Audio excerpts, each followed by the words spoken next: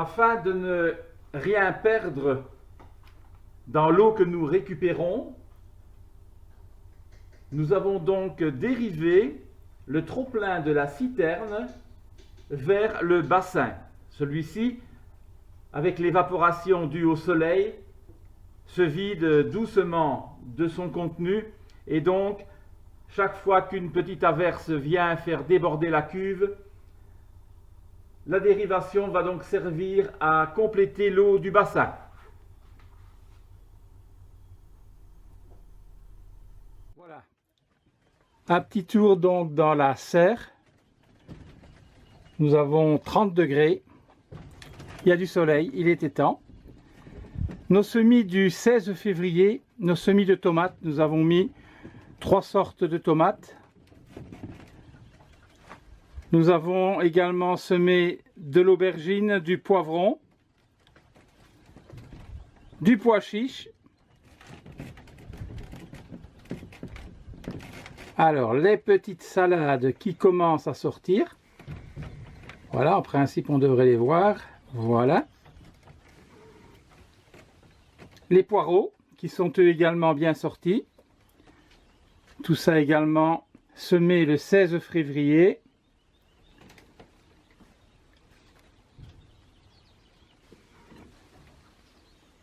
Et nous avons également semé des salades dans cette serre et nous en avons repiqué quelques-unes. Espérons que ça va bien se développer. De retour dans notre serre, voici donc les tomates qui ont bien levé, qui sont en mode végétation. Les poireaux, les aubergines ainsi que les poivrons, les 3 salades différentes que nous avons semées qui vont bientôt être prêtes à être transplantées. Et hier nous avons fait les différents semis. Basilic, arroche, souci, physalis, oseille, bourrache, hélianthus et que sais-je encore, qui nous espérons vont lever dans de bonnes conditions. Nous connaissons malheureusement un petit épisode de gel. Nous sommes le 20 mars. Ce matin, nous avions 0 degré et on a installé à l'intérieur de notre serre un petit poêle à pétrole qui a permis de maintenir une température de l'ordre de 5 ou 6 degrés. Il est nécessaire pour la levée donc de tous ces plants que la température ne soit en tout cas jamais en dessous de 0. Une petite incursion en Belgique, ma terre natale, où nous sommes allés dans une jardinerie acheter les plantes du bassin. On a trouvé une super jardinerie là aux alentours de Liège, énorme, avec toutes sortes de plantes que nous allons, dès que le froid va régresser, disposés à l'intérieur de notre petit bassin qui accueille déjà Serge et Martine. Et Serge et Martine, ce sont les 2 poissons que nos amis, qui portent forcément, vous l'aurez deviné, les mêmes prénoms, ont été ramenés de leur bassin de Belgique pour venir continuer leur vie dans le sud-ouest. Bonjour à tous. Voici nos petits semis. Il leur est arrivé un petit malheur en cours de route. En effet, on s'est rendu compte que les feuilles de tomates, les feuilles de salade et toutes les graines disparaissaient et étaient mangées tour à tour. Bonne question qu'il a fallu se poser d'ailleurs. On s'est dit, à la hauteur où tous ces graines et toutes ces plantes se trouvaient, c'était impossible que des chenilles puissent y accéder. Et puis en fait, on a réfléchi aux rongeurs. Et en effet, un rat s'est introduit dans la serre et a commencé à investir les lieux et à grignoter petit à petit les feuilles de tomates, déterrant les graines, les mangeant et risquant donc d'anéantir tous nos efforts. Nous avons donc rapatrié tous les plants dans la véranda et là, ma foi, on a réussi à sauver la majeure partie de nos plants. Le rat, quant à lui, s'est retrouvé pris au piège. Espérons que ses copains ne vont pas assurer la suite. Voilà l'histoire de nos semis. Les tomates, comme vous pouvez voir, ont super bien grandi. Les choux également.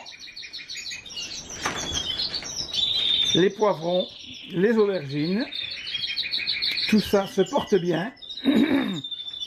Les brocolis, les soucis, les choux rouges. Voilà, longue vie à nos plants et à très bientôt.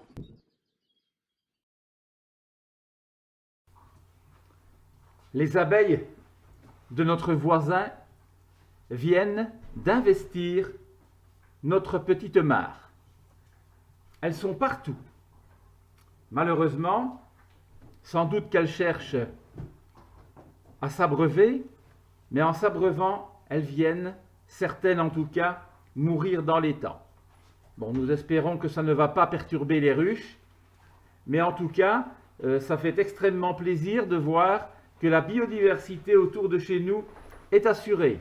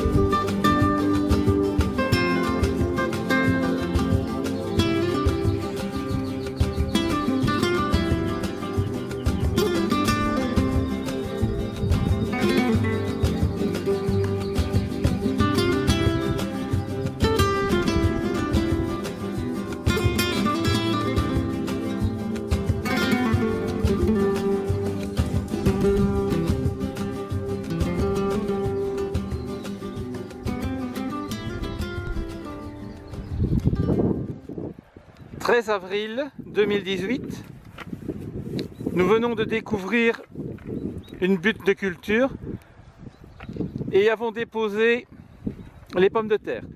Nous y avons mis 2 variétés, des charlottes et l'autre variété des anaïs. Les pommes de terre sont simplement posées sur le sol et nous les recouvrons d'un tout petit peu de BRF décomposé en compost.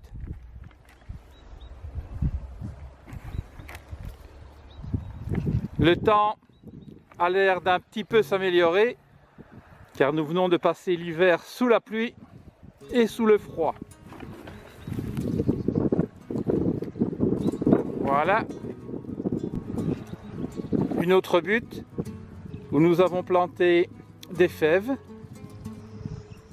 La fève donc a la particularité de capter l'azote de l'air et de l'apporter au sol.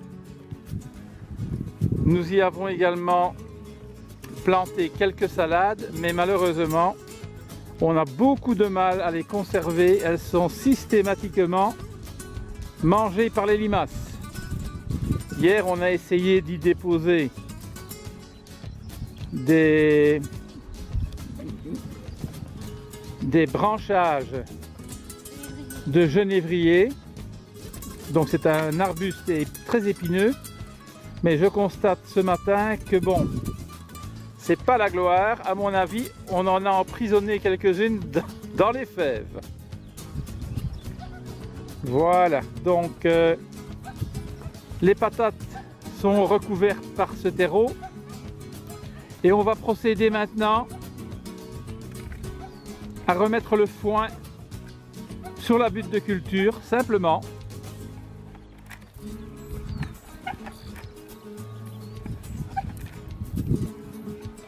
Et si, comme l'an dernier, ça fonctionne bien,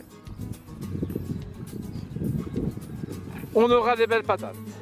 Allez, séance recouvrement de foin, toujours avec une bonne couche. Il ne faut pas hésiter à mettre une couche entre 10 et 15 cm de foin et rajouter du foin au fur et à mesure que les pommes de terre vont sortir de ce foin. Il ne faut pas s'inquiéter, les jets des pommes de terre sont suffisamment costauds que pour pouvoir traverser cette couche de foin.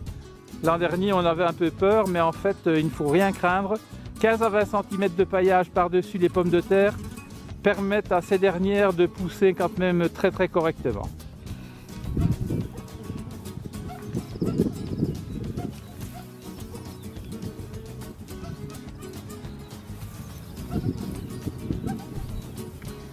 Et voilà, la deuxième butte quasiment terminée, avec toujours les pommes de terre Anaïs.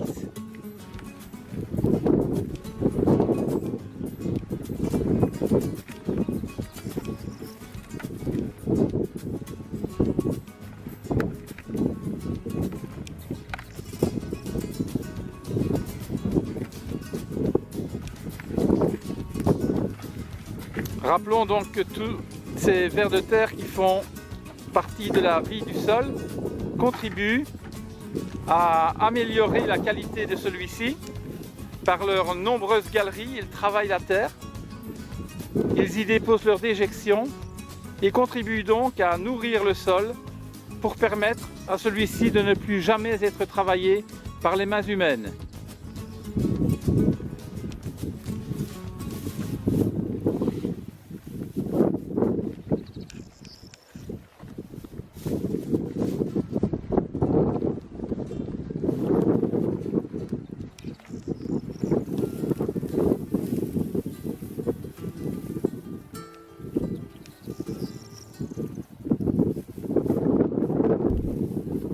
Et voilà, toutes les patates sont plantées.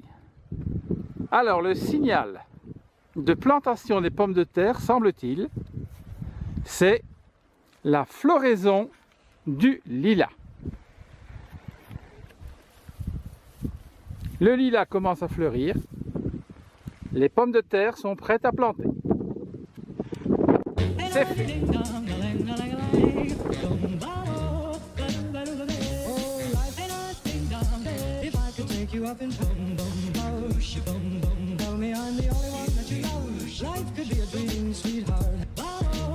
Par contre, les menthes, elles ont bien poussé, hein.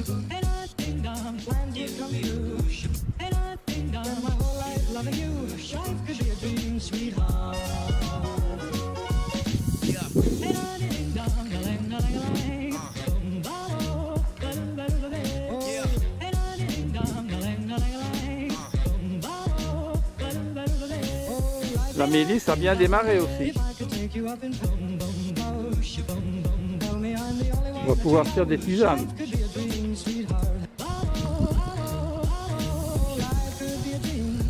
Ah, les plants de rhubarbe ont super bien démarré aussi, eux, hein. Tu vas mettre des pommes de terre partout là? Pourquoi? Pourquoi pas, oui, c'est sûr. Ce sont les plants de pommes de terre qui restent? Ouais. Il y en a beaucoup? Oui, 60. 60, ben dis donc. On a fait 300.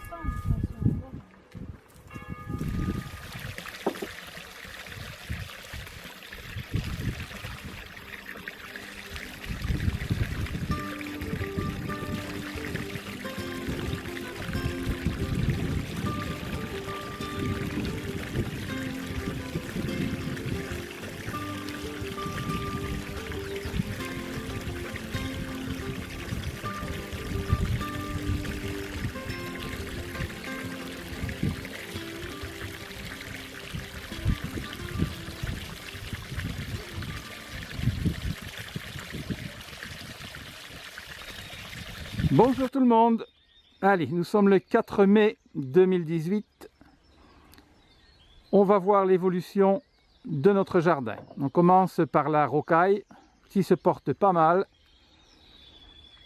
Ici, nous n'avons pas eu trop d'attaques de gastéropodes.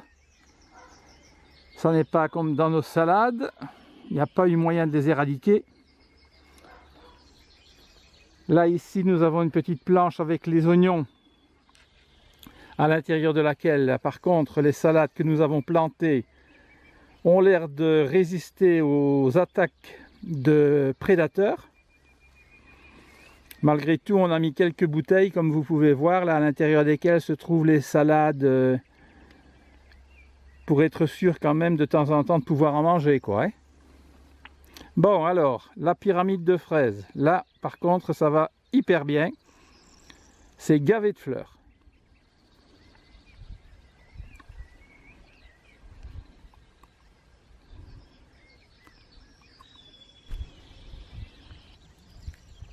Les fleurs et les buissons du jardin se portent pas mal également.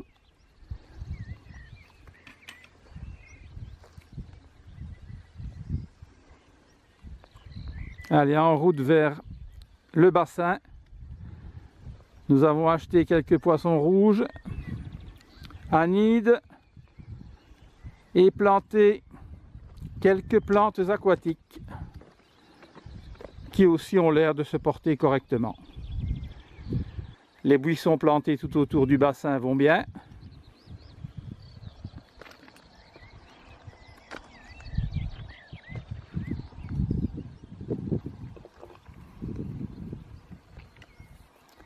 Et Muriel qui épand la tonte de ce matin autour des pommes de terre qui ont super bien germé. Un petit tour par la serre. Voilà, il y a un peu moins de plants car nous venons de garnir le jardin avec tout ce qui était possible. La météo est clémente, il n'annonce pas de gelée, pas de temps froid dans les 10 jours qui arrivent, donc on s'est permis également de planter les tomates. Là ici on est bien sûr dans la serre. Il y a les tomates, les poivrons, les aubergines, quelques salades. Le prunier que nous avons transplanté parce qu'il se trouvait, il n'était pas en forme, et bien là dis donc, il est gavé de Reine Claude. C'est la Reine Claude dorée. On va essayer de faire un petit zoom.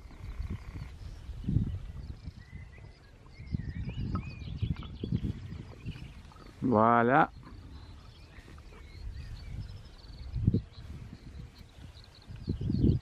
Il y a des fruits partout, partout, partout.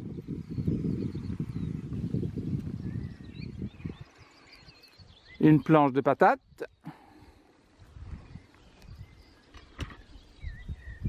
Ce sont les binges ici, hyper bien sortis. Donc au fur et à mesure que le plant grossit, on y met du mulch. Au fur et à mesure donc de l'évolution de la croissance de la plante. Là à l'intérieur, on y a déposé des choux kale, de l'oseille,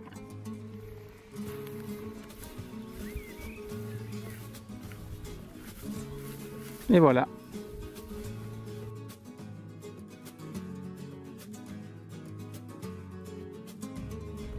On continue, le verger n'est pas trop mal.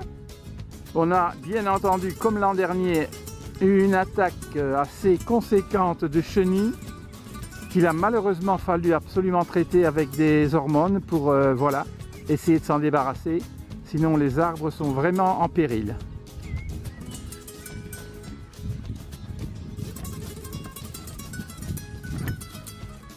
La planche avec les fèves. C'est là que j'y avais déposé une quarantaine de salades, il en reste une. Bon ben voilà, on va pas s'apitoyer sur son sort non plus. Hein.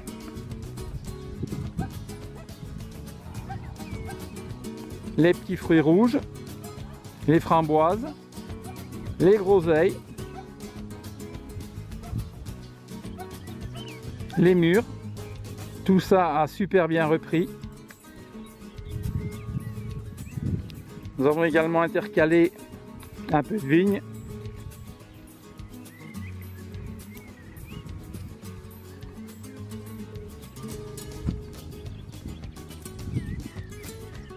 Les os et les oignons vont bien.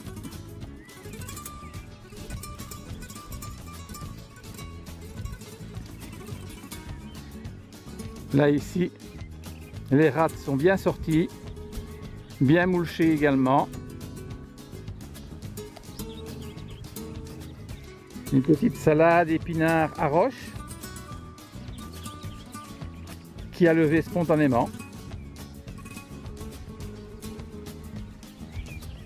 Excellente salade la roche. L'an dernier, elles avaient 2 mètres de haut. Là, la facilie qui s'est ressemée toute seule. Et puis, là, nos lignes de légumes que nous venons de replanter.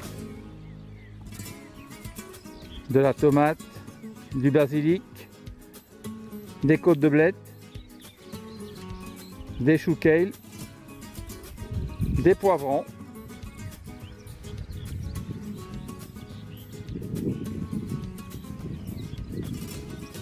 On a semé également les haricots. Et là, quelques salades survivantes du désastre de la dernière attaque. Et voilà, on termine cette petite séquence par ce magnifique artichaut qui commence à donner ses fruits. Et voilà. À bientôt toutes et tous.